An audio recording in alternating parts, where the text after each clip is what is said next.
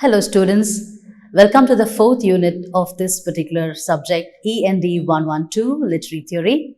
The title of this unit is Postcolonial Studies and the name of the module is Mahatma Gandhi, and we will be looking at two of his essays, Passive Resistance and Education. I am Dr. Susan Deborah, Assistant Professor, Department of English, MES College of Arts and Commerce, Zuarinagar. So the outline of the module is as follows. You will be introduced to post-colonial studies with a short introduction to Mahatma Gandhi, and we would be analyzing Mahatma Gandhi's essays, Passive Resistance and Education. After learning this module, you will be able to gain an overview of post-colonial theory and post-colonial studies, and you will understand the ideologies of Mahatma Gandhi to his writings. Now first let us look at what is post-colonial theory. Now post-colonial theory is a method of interpreting, reading and critiquing the cultural practices of colonialism. So after the British and some of the other Europeans colonized various places, what is the condition of the colonies after they left? What are the different changes? And what are the different practices that were followed after the colony started becoming decolonized? Now, this theory proposes that the exercise of colonial power is also the exercise of radically determined powers of representation. Now, you should understand that before the colonizers came, the life and living was very different in the colonies. And after they left, the life was entirely different. It underwent a sea change. The change was not only in terms of the language. There were a lot of identity problems. There were a lot of problems of hybridization and assimilation of different practices. And these practices were seeping into different aspects of the lives of the people who were left behind. So post-colonial studies tries to look at these various aspects. And there was a new way of looking at things as well, because things were mostly hybridized, the Anglo-Indian, and there was a mixture of cultures, mixture of traditions, mixture of various things, even food habits. So that is post-colonial theory. Now, if you try to look at what is post-colonial studies, it is the critical analysis of the history, culture, literature, and modes of discourse that are specific to the former colonies of England, Spain, France, and other European imperial powers. So these countries, after they ruled over a certain country for a long period of time, they left behind a lot of their practices, some good, some bad, and some unnameable. Now from this, we will move on to the introduction of Mahatma Gandhi. Now, Mahatma Gandhi is no stranger to all of us in the Indian subcontinent. He is a lawyer, activist, anti-colonial nationalist, and writer from Gujarat.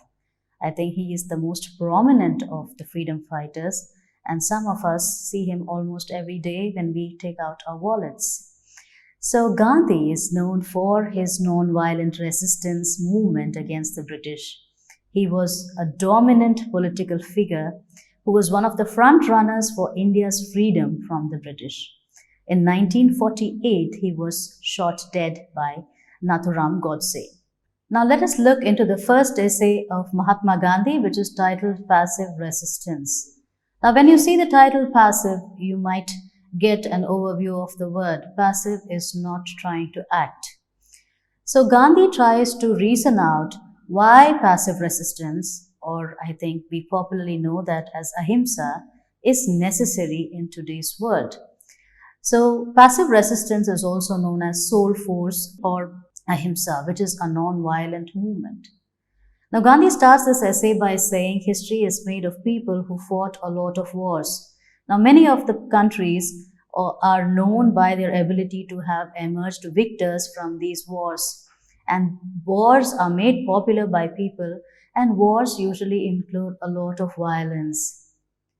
But what is the point of having a war when one can peacefully resist against whatever one is fighting for?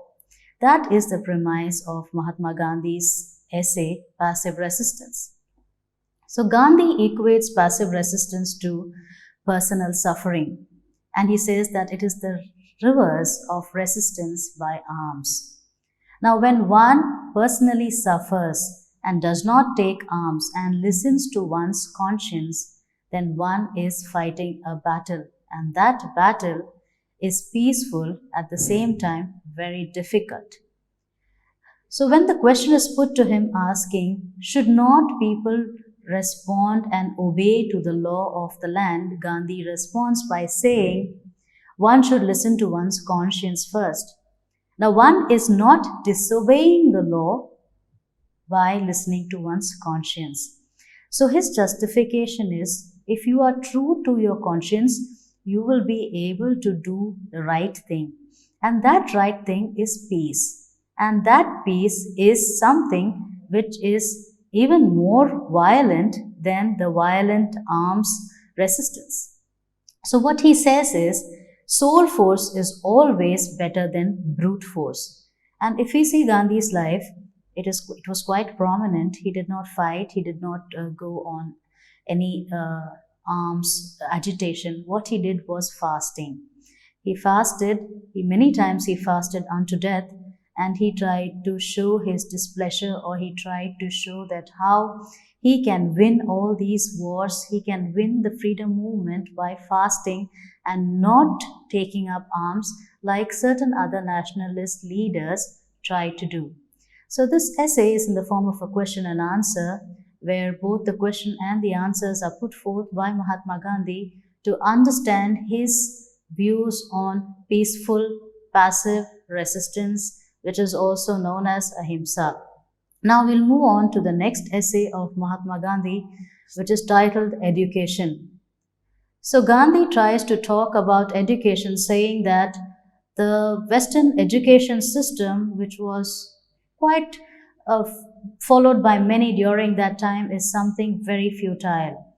He was directly attacking Macaulay and his reforms on education, because he felt that the Western system of education was trying to make everything homogeneous and everything equal. But that is not the case when it comes to India. So Gandhi supported the ancient school system, which was the Gurukula system. He said that it was very pertinent for character building. And he says that English education is a form of enslavement, because when you learn English education, what you are trying to do is you are trying to understand the practices and the customs of a language which is not familiar to us, and a language which does not belong to India. So what happens in the process of uniforming everything, the local things are wiped away. So Gandhi opines that education in one's language is very important, and alongside education in one's language, there should be a knowledge of the classical languages, which are Sanskrit, Tamil, and that would enable each of them to understand the Indian ethos better. But what happens in this system is that there will be no uniformity, and every state would probably try to have their own system, which will not be very much helpful when the person moves from one place to another. But Gandhi at that time proposed that education is something which is local and more available to the person from that particular region. So these were Gandhi's thoughts on passive resistance and education. These are some of the reference materials that I referred to in the course of the preparation for this module. You are free to look at them and use them for your further studies. Thank you.